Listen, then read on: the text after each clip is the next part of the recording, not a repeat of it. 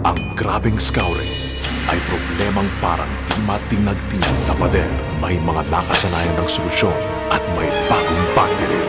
Di tulad ng nakasanayang injectable antibiotic, ang Bacterin ay enrofloxacin. Subok na mabisa laban sa mga bakteryang sanhi ng grabeng scouring. Kaya durog agad ang problema sa loob lang ng ilang araw. Mahal siguro yan. 150 lang. Enrofloxacin Bacterin. Tibag ang grabeng scouring sa presyo kaniting.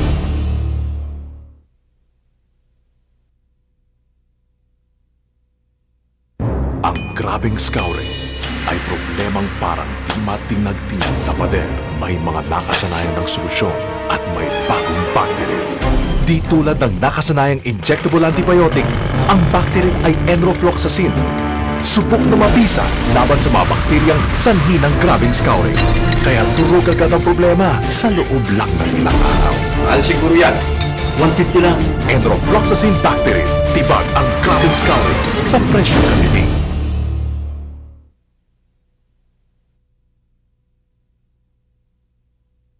Ang grabeng scouring ay problemang parang di matinag-tinag na pader. May mga nakasanayan ng solusyon at may bagong Bacterin.